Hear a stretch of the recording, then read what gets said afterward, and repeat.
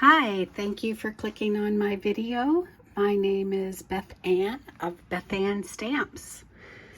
This week, more than looking at a specific stamp set, I wanted to work on a technique. And the technique this week is a faux tile card.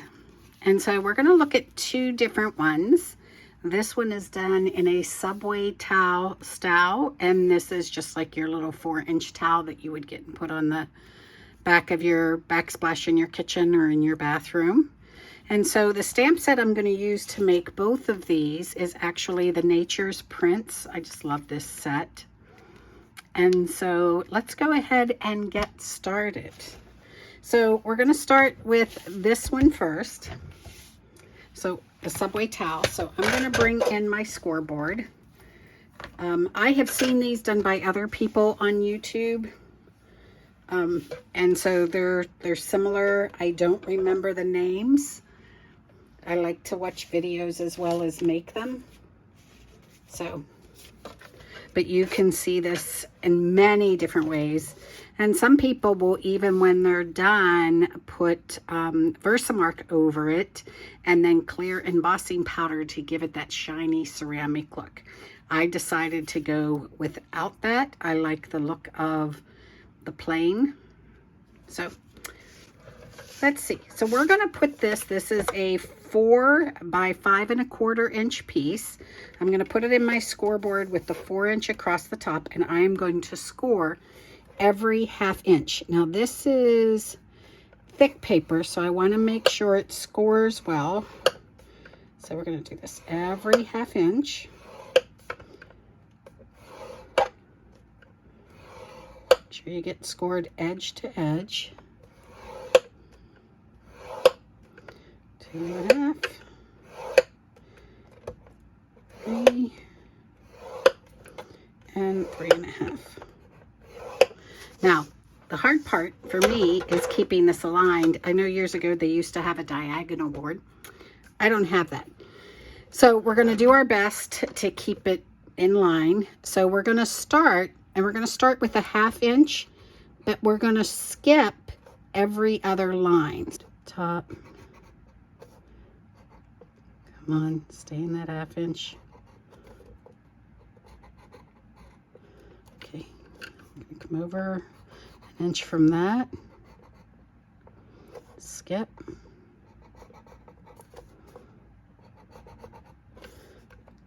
this again, another inch over, skipping that to every other one, 3 1/2, skip a line,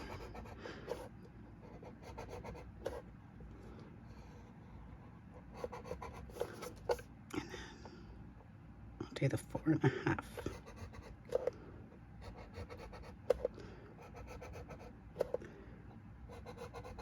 So now we're going to go back, and on that second line, I'm going to start at the 1 inch mark. So it'll be here, and again going down and alternating those rows. And then I'll go to the 2, skip that first one. I love the look of subway towel. Go to the 3. Come on.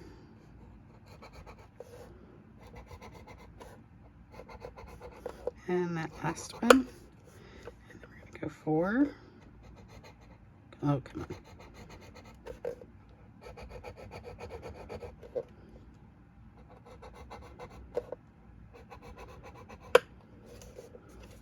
There we go, because I'm going to trim this down to that 5 1/4.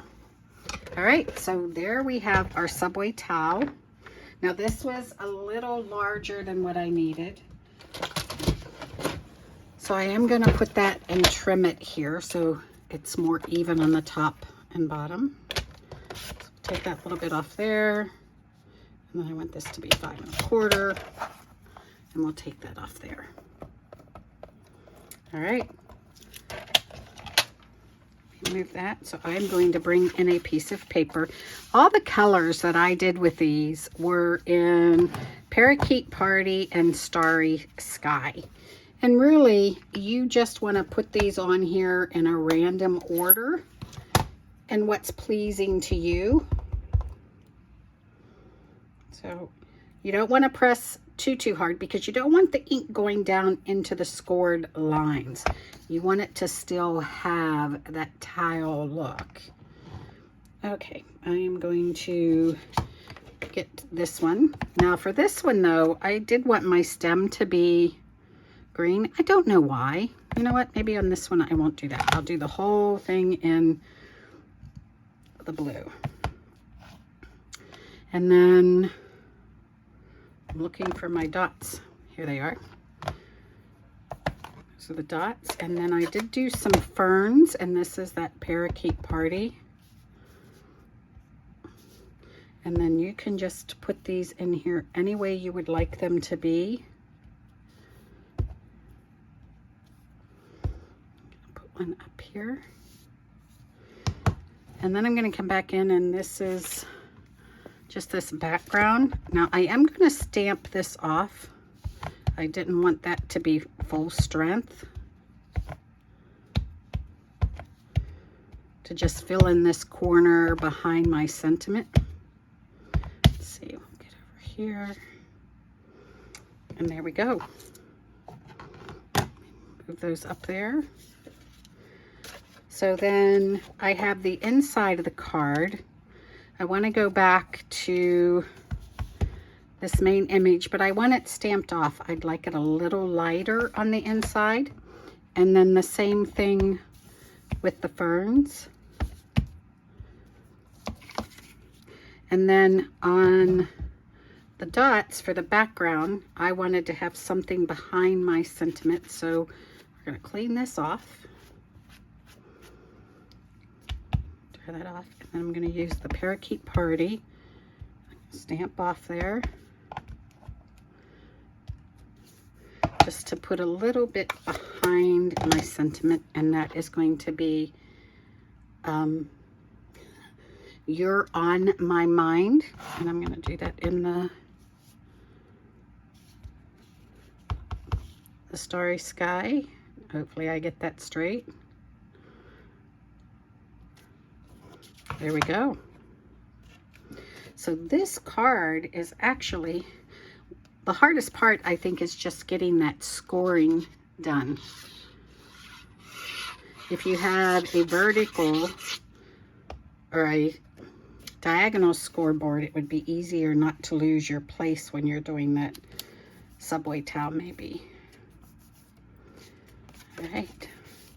And then I'm simply going to put this on the front. I'm going to use glue rather than tape. That way I don't have to put pressure and then mess with my score lines. And you'll see the back side should be the one where it's embossed, so it's sticking up. We want the debossed side on the front so that the ink doesn't touch those score lines. There we go. And then I did stamp a sentiment. I did it on the Parakeet Party with the Starry Sky. You can see I've been playing with Starry Sky ink. I hope I'm not the only one that gets messy like that with dark inks. Anyway, I stamped hello there. And I put a couple dimensionals here on the back. Luckily the ink washes off pretty well. Otherwise I can use some, what is it, rubbing alcohol to get that off. A bit more. All right. And then I'm going to bring in some of the In Color matte dots. I'm looking for my pick a tool, and I'm going to bring in some of these Starry Sky dots. If I can get them to cooperate. They're going everywhere but where I want them to go. All right, let's try that again. Oh my goodness. couple of these.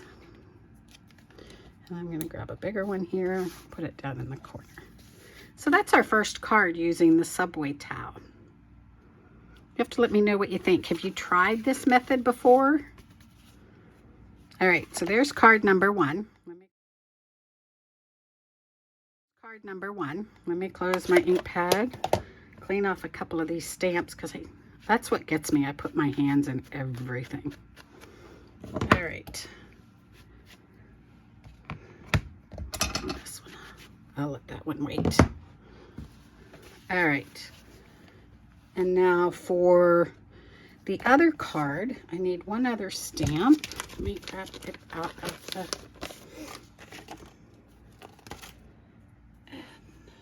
Take this one off. Okay, so for this one, I think it's a little simpler. We're going to bring the score tool back in. Now this one is, I think, a 3.5 inch.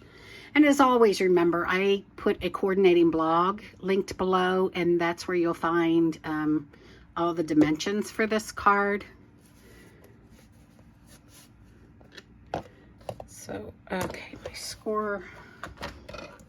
So I'm just going to line this up so the points at the top and the bottom here of 6. So here's 6. So I want it there. I see some red in my line there. It's hard to see. So if I start and I put my tool in there, I know where the bottom line should be. So I'm going to score here at the 6 inch mark. And then I'm going to move over an inch. And then I'm going to move over an inch again to the 8. Now, if you're ambidextrous and you can score from the other side, please do that. You don't have to turn it. But for me, I'm right-handed, and so I want to turn this so I make sure that I get this the way I want it. So I'm going to score this other side again every inch. And now it's simply a matter of doing the same thing but turning it the other way, getting that lined up, score at the 6, and then I'm going to come in here at the 7, and then at 8, and now I'm going to turn this again, make sure I have the bottom point in the same row. Go, now I'll go to 7. Get 7 there? Yep. And at 8. So there we go. Let's see, this side doesn't seem to be as deep. So I just want to go back over these other ones a little.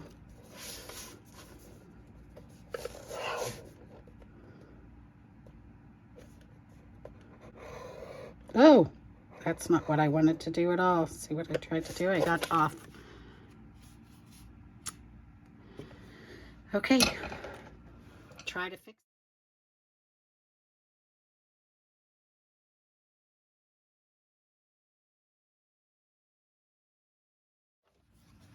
We all make mistakes or oops sometimes. So let me get this lined up again.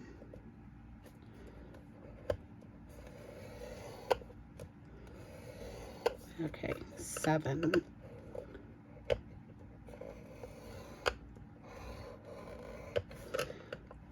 Make sure I get it good this time on the first pass.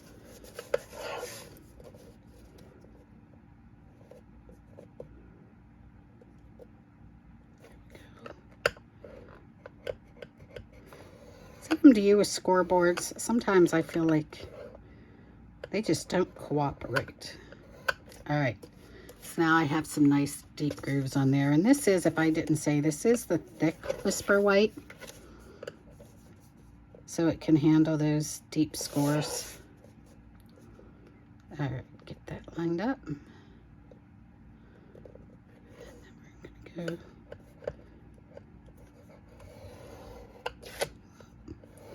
6.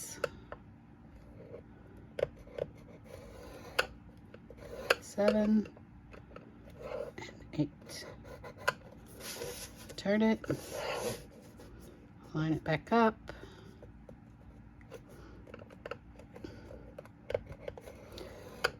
Can you believe it's the last week of September? I just feel like this year has flown by. All right. Thank you for your patience why I had to redo that. Flip over my paper. So now for this one, I made it more of just a random, where this one I put in pretty directional. This one is much more random in design. So I'm going to use 2 different stamps here and just put them in from different areas. That looks sort of like a wheat one to me. And then let's do this. And this is the fern. And we're gonna put one there. And then I did want to come in again with the background, just a little. And this one I'm going to stamp off and just go in different areas along the edges. I'm gonna hit that center real lightly just to give it a splash.